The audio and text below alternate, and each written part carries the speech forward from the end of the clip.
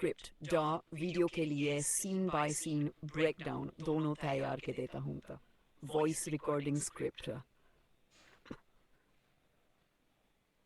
शांति शीतल बहू तेरी देवरानी आ गई है और तू अभी तक फोन देख रही है।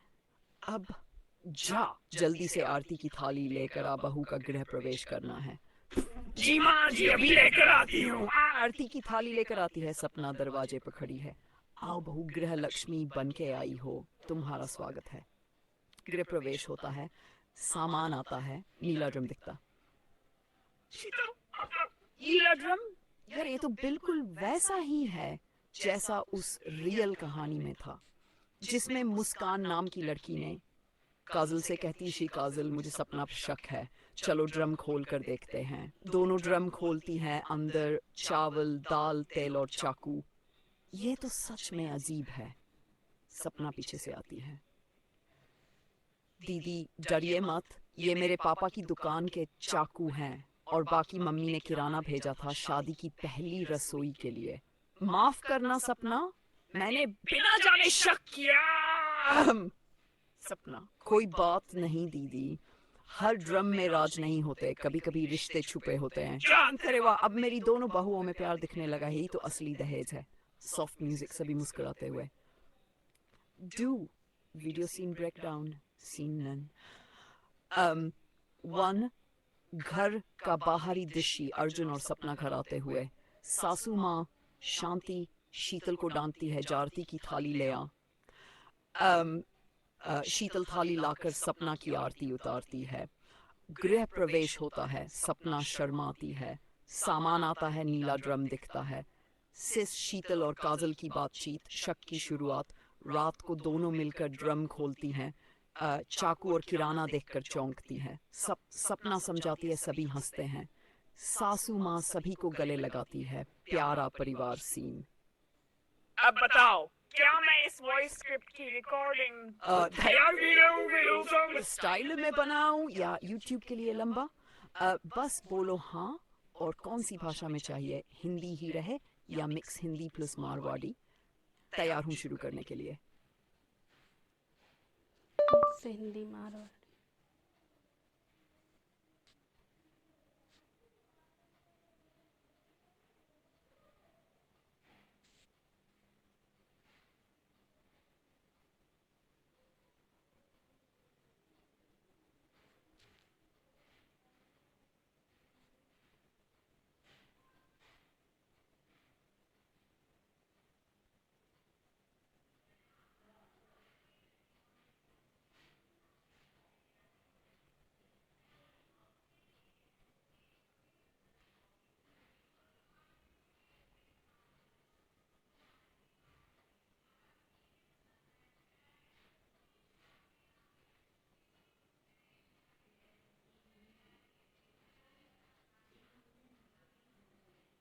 बहुत बढ़िया।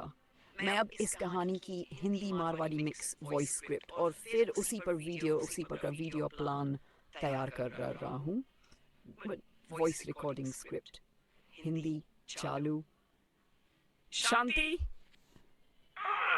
शीतल बहू, देखते रो देवर अपनी नवेली बीवी ने लायो है और तू अभी फोन में घुसी बैठी है। अब जा जल्दी थाली ले आवा। बहू को घर में घुसाना है। जी माँ जी थाली तो अभी लेके आई।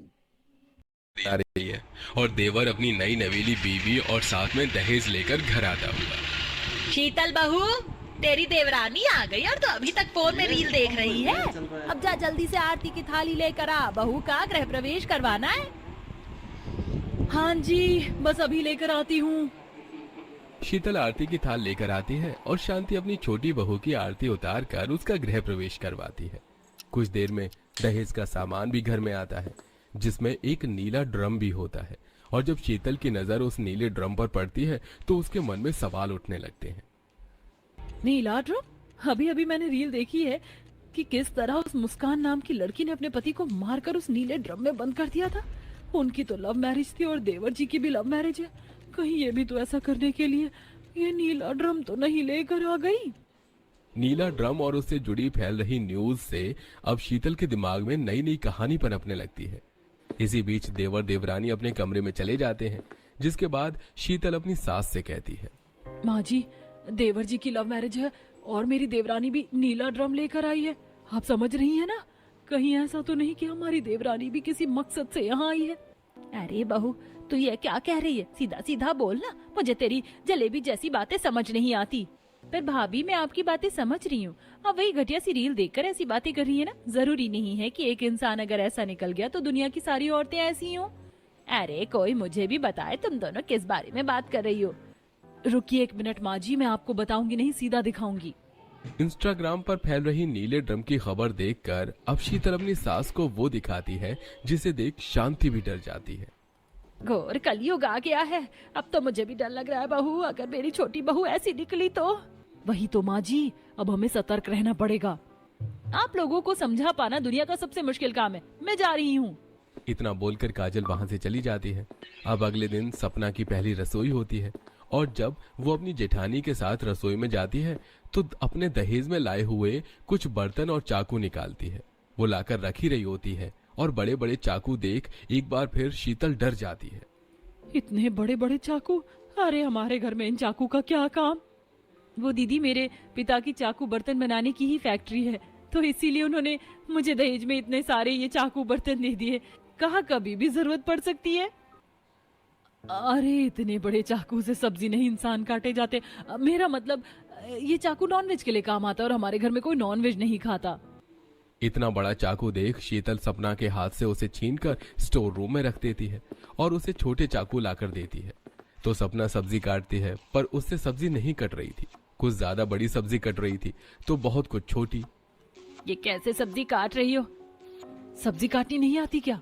दीदी, मुझे तो खाना बनाना ही नहीं आता। अच्छा ठीक है, मैं सिखा दूंगी, मेरे साथ ही रहना। इस तरह शीतल सपना की खाना बनाने में मदद करती है। जब भी उसे मौका मिलता वो फोन में रील देखने लगती और जब भी रील देखती तो उसे नीले ड्रम से जुड़ी रील ही आती और ये देख देखकर शीतल का शक अपनी देवरानी पर और भी ज्यादा बढ़ने लगता है। इसी तरह कुछ दिन बीत जाते हैं और एक दिन शीतल देखती है कि सपना अकेली नीला ड्रम खींचकर रसोई में ले जा रही है। दीदी, आप खड़ी खड़ी क्या देख रही हैं? थोड़ी मेरी मदद कीजिए कि नीला ड्रम बहुत भारी है, इसे रसोई में रखना है।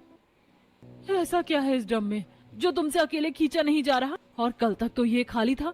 सच सच बताना, क्या काट कर डाला है इसमें?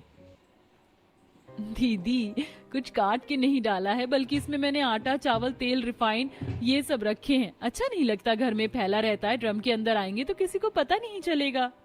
सपना की बातों पर शीतल को विश्वास नहीं होता और वो ड्रम खोलकर देखती है और उसमें घर का राशन का सामान देख अब उसकी मदद करती है। पर हर समय शीतल सपना को शक की नजर से देखती है और अब वो अपने देवर को भी भड़काने लगती है। दोनों देवर भाभी लिविंग हॉल में बैठे अपना अपना फोन यूज कर रहे होते हैं। देवर जी देखिए, मैंने आपको एक रील भेजी है, उसमें किस तरह एक औरत नीला ड्रम लेकर आई और उसने अपने पति को काट कर डाल दिया, ऊपर से सीमेंट भी डाला। आपकी भी लव मैरिज हुई है, हमारी देवरानी भी घर में नीला ड्रम लेकर आई है, जरा बच के रहना। भाभी जी, आपकी देवरानी वैसी नहीं है जैसा आप सोच रही हैं। वो बहुत अच्छी है, आप बेफिक्र रहिए। हाँ, पर फिर भी एक बार देख जरूर लेना।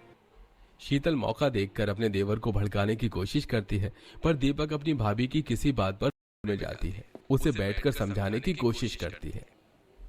भाभी, एक दिन अपनी शक वाली नजरों से अपनी देवरानी की अच्छाई देखिए, वो इतनी बुरी नहीं है जितना आप सोच रही हैं।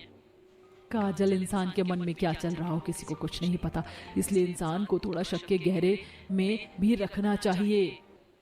काजल के समझाने पर भी शीतल नहीं मानती। इसी तरह कुछ दिन बीत जाते हैं और एक रात जब शीतल को प्यास लगती है तो वो रात को उठकर रसोई में जाती है, जहां वो अपनी देवरानी को बड़े बड़े चाकू में धार लगाते हुए देखती है। ये चाकू में धार क्यों लगा रही है? और अब तो इसने नीला ड्रम भी रसोई में रख लिया। कहीं ये देवर जी और हमारे साथ आज कुछ करने की प्लानिंग में तो नहीं है? क्या हुआ दीदी, आप मुझे ऐसे क्यों देख रही है? कुछ काम था? हाँ, मैं पानी पीने आई थी, पर तुम क्या कर रही हो रसोई में? और इस वक्त चाकू में धार कौन लगाता है? क्यों लगा रही हो इनमें धार? दीदी, घर के सारे चाकू खराब हो गए और मैं जो दहेज में लेकर आई थी उनमें धार ही नहीं है। आपको सुबह सब्जी काटने में कितनी दिक्कत हो रही थी, मुझे नींद नहीं आ रही थी, तो मैंने सोचा कि चाकू में धार लगा लूं। ये धार लगाने वाली मशीन भी मुझे पापा ने दी है, तो मेरे पास सब था, इसलिए रात में कर लिया ये काम। अब कल सुबह आराम से सब्जी काट लेना आप। इतना बोलकर सपना चाकू वहीं रख देती है और सोने के लिए चली जाती है। और शीतल के पसीने छूट जाते हैं। तभी शीतल आती है और कहती है, माँ जी, देवर जी, अब मैं बोलूंगी तो आप बोलोगे कि मैं बोलती हूँ। पहले देवरानी जी वो नीला ड्रम लाई और कल रात को देवरानी जी चाकू में धार लगा रही थी। अब आप ही बताएं, क्या मेरा ये सब सोचना गलत है? बहू, अब तो मुझे भी तेरी बातों पर विश्वास हो रहा है। भाभी प्लीज मेरी बीवी के बारे में ऐसी बातें करना बंद करो।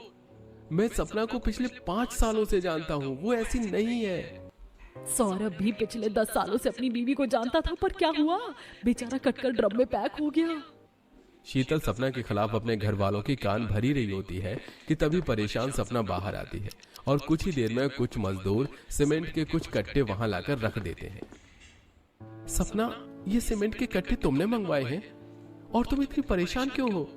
क्योंकि मैं परेशान हो गई हूँ आपसे। आप मेरी एक नहीं सुनते, अब मैं अपना काम खुद करूंगी। देवर जी, अब तो मेरी बातों पर विश्वास हो गया ना आपको?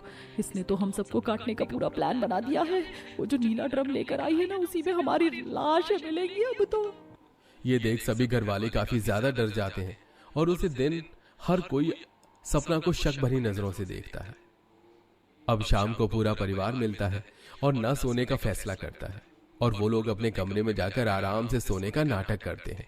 तो वहीं 11:30 बजे रात में सपना के पिता का फोन आता है और सपना कमरे से बाहर निकलकर अपने पिता से बात करती है। पापा, पापा आपकी आवाज नहीं आ रही, रुकिए मैं स्पीकर पर रखती हूँ, बोलिए। वो नीला ड्रम और चाकू है ना तेरे पास? अभी उसकी जरूरत है? क्या अभी चाकू और ड्रम? पर पापा। अरे बेटा, सुबह तक का इंतजार नहीं कर सकते। हम अपना काम आज रात को ही खत्म हमें करना होगा। ये सब अपने कमरे के दरवाजे पर खड़ी होकर छुपकर शीतल सुन लेती है, क्योंकि पीठ होती है देवरानी की तो वो ये देख नहीं पाती।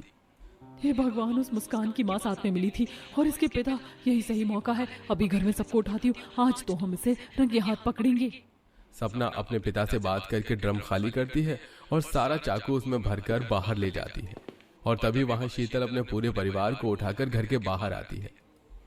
आप सब अभी तक सोई नहीं? भाभी, मैं आपका हमेशा साथ देती रही और आप हमें ही ड्रम में भरने का प्लान बना रही थी। ये आप सब कैसी बातें कर रहे हैं? ये नीला ड्रम और चाकू तो मैं पापा को देने के लिए आई थी। जेठ जी और पापा साथ हैं, उन्होंने अपना खुद का एक छोटा सा रेस्टोरेंट खोला है क्योंकि दीपक और जेठ जी का काम नहीं चल रहा और इसमें मेरे पापा ने मदद करी। यकीन नहीं है दीदी तो आप जेठ जी को फोन करके पूछ लीजिए। ये सारा सामान वहीं जा रहा है ताकि कल सुबह से ही रेस्टोरेंट चालू किया जा सके। अगर तुम सच कह रही हो तो तुमने सीमेंट क्यों मंगवाया? दीपक, मुझे तुमसे ये उम्मीद नहीं थी। तुम नहीं जानते बाथरूम का सीलन कितना ज्यादा बढ़ गया पिछले 1 महीने से। मैं तुम्हें कह रही हूँ बाथरूम की मरम्मत करवा लो, पर तुम हो कि सुनते ही नहीं। इसीलिए मैंने सीमेंट मंगवाया और आज मिस्त्री इसीलिए नहीं आया क्योंकि वो कहीं और काम कर रहा था। कल से हमारे बाथरूम का काम शुरू होगा। आप लोगों को क्या लगा कि नीला ड्रम चाकू मैं आप लोगों के लिए लेकर आई हूँ? आप लोगों ने ये सोच भी कैसे लिया? सपना ये सब बोल ही रही होती है कि तभी वहां उसका जेठ और पिता आते हैं। अरे तुम सब घर के बाहर? सपना, मैंने तुम्हें बताया था ना घर वालों को मत बताना, कल सुबह सरप्राइज देना है। क्या करूं जेठ जी, बताना पड़ा, नहीं तो ये सब सोच रहे थे कि मैं उस औरत की तरह ड्रम में। उससे तो बोला भी नहीं जा रहा। हमें माफ करते, हमें गलतफहमी हो गई और ये सब शीतल बहू की वजह से हुआ जो फिजूल की चीज दिखाती रहती है। शीतल अब से फोन पर ये रील देखने बंद कर देगी, नहीं तो मुझसे बुरा कोई नहीं होगा। हाँ माँ जी, नहीं देखूंगी, मुझे माफ कर दो सपना। सभी को अपनी गलती का एहसास होता है और सच पता चलने के बाद सबकी गलतफहमी दूर हो जाती है, जिसके बाद शीतल का पति चाकू और नीला ड्रम लेकर वहां से चला जाता है और जेठ अपने रेस्टोरेंट में काम करता है तो वो पूरा परिवार चैन की नींद लेता है। मेरे हिसाब से इतना आटा सबके लायक रोटी बनाने के लिए काफी रहेगा। अब जल्दी से आटा गूंथ लेती हूँ, फिर गर्मा गर्म चपाती लगा दूंगी। रहना जैसे ही आटा गूंथने चलती है तभी रसोई के अंदर उनकी सास अन्नपूर्णा दाखिल होती है और रोटी बनाने से मना कर देती है। राशि बहू, तुमने क्या राशन पानी बर्बाद करने का ठेका लिया है? तुमने अपने ससुराल वालों को रजवाड़े खानदान से समझ के रखा है? अब खड़ी क्या हो, ये आटा कनस्तर में खाली कर दो। जी माँ जी। ये भगवान, कैसे कंजरों के खानदान में शादी रचाकर आ गई हूँ मैं। एक रोटी खाने के लिए तरस कर रह गई हूँ। आखिरकार क्यों राशि की सास अन्नपूर्णा केवल रोटी बनाने के चलते बहू पर राशन पानी लेकर चढ़ी हुई है? क्यों राशि इतनी दुखी है? क्या उसके इतने अमीर ससुराल में खाने के लिए एक दाना भी नहीं है? वेल प्यारे दर्शकों, दाल में क्या काला है ये तो पिछली कहानी देखकर ही पता चलेगा कि सारा माजरा क्या है। जहाँ राशि शादी के जोड़े में ससुराल के दरवाजे पर लंबा सा घूंघट डाल कर खड़ी है। अन्नपूर्णा जी, कहाँ रह गई आप? नई बहू का स्वागत करवाइए। अरे धर्मेंद्र जी, आप भी ना बिल्कुल बेसब्र हो जाते हैं। मैं आरती की थाली सजा रही थी। अरे बड़ी बहू, चावल का कलश ले आओ। जेठानी संगीता कलश रख देती है। देवरानी जी, इस कलश के चावल को गिराकर घर भराई करो। ये हमारे ससुराल का रिवाज है, पर ध्यान रहे एक भी चावल का दाना कलश से नीचे नहीं गिरना चाहिए। ठीक है जेठानी जी।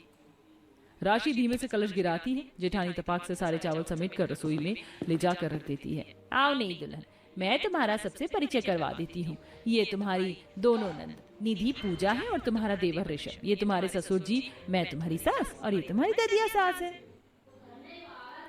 चलो अन्नपूर्णा, बहू को आराम कर लेने दो। इतनी दूर का सफर तय करके मिजाज थक गया होगा। कौशिक, ले जा अपनी लुगाई को कमरे में। जी दादी माँ। तड़के सुबह होते ही दादिया सास कुंडी खड़का देती है। अरे ओ पोता बहू, बिहान हुई गुआ, चल जल्दी से उठ जा। जी उठ गई हूँ दादी माँ। शुक्र है दादी माँ की आवाज से मेरी आँख खुल गई, वरना तो आज पहली रसोई के टास्क में ही फेल हो जाती। राशि नहा धोकर तैयार होकर राशि रसोई घर में हाजिर हो जाती है, जहाँ एक तरफ कोने में 10 से 12 बोरी इकट्ठी हो रखी थी। हे राम जी, ये रसोई है या अनाज का गोदाम? इतने सारे बोरी में क्या भर कर रखा है? राशि बोरी को बारी बारी से खोलकर राशि देखती है कि सब में बासमती चावल भरा था। हे भगवान, चावलों के चलते किचन में कितना खोज पहुंच मचा हुआ है। बाकी आटा, तेल, मसाले, दाल तो कहीं दिखाई नहीं दे रहे। क्या बनाऊं खाने में? अरे क्या बात है देवरानी जी, बड़ी सवेरे सवेरे जाग गई। गुड मॉर्निंग जेठानी जी, अच्छा हुआ आप आ गए। मुझे पूछना था कि आटा, घी, मसाले, तेल कहाँ है? मैं पहली रसोई में सबके लिए पूरी मिक्स वेज कढ़ाई पनीर बनाने की सोच रही हूँ। अरे नहीं बहू, इतनी झंझट बाजी पालने की कोई जरूरत नहीं है, क्योंकि खाने में सिर्फ चावल बनेगा। जी अच्छा माँ जी। संगीता बहू, जरा मेरे साथ आओ। शादी के कपड़े फैले पड़े हैं, तय लगवा दो। मुझे तो लगा था मेरे ससुराल वाले फरमाइश करेंगे, लेकिन सासू माँ ने आदेश दिया तो केवल चावल बनाने का। जल्दी से धोकर चढ़ा देती हूँ। राशि पतीला भरकर चावल चढ़ा देती है। अरे जल्दबाजी के चक्कर में सासू माँ ने बताया ही नहीं कि सब्जी क्या बनेगी। अपने मन से बना देती हूँ। राशि फ्रिज में करेले रखा देखती है। ऐसा करती हूँ, तरीदार परवल बना लेती हूँ। राशि सब्जी काट ही रही होती है, तभी निधि पूजा रसोई में आकर मुंह सड़ाकर पूछती है, ये क्या राशि भाभी, अभी तक आपने खाना नहीं बनाया? भूख से हमारे पेट में अच्छा मच रही है। निधि दीदी, मुझे थोड़ी देर दीजिए, चावल उबल गए और सब्जी भी कट गई है, धोकर छौंकना है। भाभी, हमें सब्जी से कोई लेना देना नहीं है, हम तो केवल चावल खाएंगे। हाँ, मसाले वाली सब्जी तो हमें बकवास लगती है। दोनों नंद नखरे दिखाकर चली जाती हैं। नखरे तो दोनों ऐसे दिखा रही हैं, मगर देखना, जब सालन वाले परवल खाएगी ना तो उंगली चाटती रह जाएगी। मम्मा मम्मा, मेरे फेवरेट चावल कब भुनेंगे? भूखी भूखी लगी है। बस परी बेटी, चाची चावल बना रही है, गर्मा गर्म खाना हाजिर है। लो भाई, आ गया खाना, इंतजार खत्म हुआ। पर जैसे ही ससुराल वाले एकदम सादे चावल देखते हैं तो कचर कचर करने लगते हैं। अरे नहीं बहू, एकदम सफेद चावल घी और जीरे का छौंक तो मार देती। हाँ दैया, हाँ दैया। अरे तुम सब के सब एक दिन की दुल्हन पर क्यों राशन पानी लेकर चढ़ रहे हो? उसे अंदाजा नहीं होगा, आगे से ध्यान रखेगी। जी दादी माँ। सबके सब डाइनिंग टेबल पर रखे दिव्या का सारा घी चावल में चुपड़ के खा लेते हैं। इतनी मनपसंद से सबके लिए परवल की सब्जी बनाई थी, लेकिन किसी ने छुई भी नहीं। कोई बात नहीं, शाम को रोटी पर दिन की यही सब्जी चला लूंगी। इसी तरह दिन गुजर जाता है और राशि रात के खाने की तैयारी में भिड़ जाती है। फटाफट से आटा गूंथ लेती है और सब्जी गरम कर दी। घी का तड़का लगाना, तभी खिलकर स्वाद आएगा। मैं चलती हूँ। जी अच्छा। हे भगवान, मेरे महारथी ससुराल वालों को चावल खाने का ज्यादा ही चस्का है। दिन में भी मेरा पेट नहीं भरा था, अभी भी नहीं भरेगा। आटा भी नहीं कि रोटी बना लेती। राशि दोनों बड़े बड़े पतीलों में 5-5 किलो चावल उबलने को रख देती है। लगता है चावल पककर तैयार हो गया, पानी पसाना पड़ेगा। हे भगवान, एक तो ये पतीला इतना भारी है, ऊपर से चावल का भाप भी मेरे हाथों पर लग रहा है। फिर जैसे दूसरे पतीले का नंबर आता है तो वो देखती है कि सारे चावल गीले हो चुके हैं, तो अपना माथा पीट लेती है। गई भैंस पानी में। हे भगवान, इस बासमती टुकड़े चावल का तो हलवा बन गया। अरे राशि भाभी, जल्दी से चावल ले आओ, भूख लगी है। हे भगवान, इन लोगों में सब्र नाम की थोड़ी भी चीज नहीं है, यही परोस देती हूँ। बेचारी बहू डरते हुए चावल परोसती है तो गीले चावल देखकर सब गुस्सा होते हैं। क्या बात है राशि भाभी, आपने तो इतने महंगे बासमती टुकड़े वाले चावल का कीमा बना दिया, चावल का सारा मजा किरकिरा कर दिया। सब लोग बेचारी बहू को खरी खोटी सुनाते हैं जिससे राशि रो देती है। आप लोगों को गुस्सा जायज है, मैं आगे से ध्यान रखूंगी, मुझे माफ कर दीजिए। अब राशि के लिए उसके ससुराल में दोनों टाइम चावल का बनना रोजाना का सिलसिला हो गया। माँ जी खाने में क्या बनाना है? बहू तुम्हारी अकल क्या घास चरने चली जाती है? कितनी बार बताया है कि बहू खाने में सिर्फ चावल बनाया करो, अब जाओ सर पर मत खड़ी रहो। बेचारी राशि मायूसी के साथ रसोई में आकर चावल बनाकर परोसती है। ऐसे ही सिलसिला जारी था। बस बहुत हो गया, मेरे बुक्कर ससुराल वालों ने तो अपने पेट का ठेका ले रखा है, अब मैं ये सरदर्दी और नहीं झेलने वाली। राशि उसी दिन चकला बेलन और आटा खरीद कर ले आती है, लेकिन ससुराल वाले रोटी खाने में तमाशा लगा देते हैं। क्या चावल खाने वाले ससुराल में रोटी खाने वाली राशि रह पाएगी? चलो आटा खाली करो और चावल बना लो फटाफट से। माँ जी बस आज मैं किसी कीमत पर चावल नहीं बनाऊंगी, पर मुझ पर अब आप लोगों का दामन नहीं चलने वाला, क्योंकि मैं ये घर छोड़कर चली अपने मायके। बहू के घर छोड़कर जाने की बात सुनकर ससुराल वालों के तोते उड़ जाते हैं। अरे बहू, ऐसी छोटी छोटी बातों पर रूठ कर नहीं जाते, तुम्हें जो ठीक लगे तुम खाने में वही बनाना, लेकिन घर छोड़कर मत जाओ। आखिरकार राशि अपने तरीके से ससुराल वालों की चावल खाने की लत छुड़वा देती है और अब ससुराल में एक टाइम रोटी एक टाइम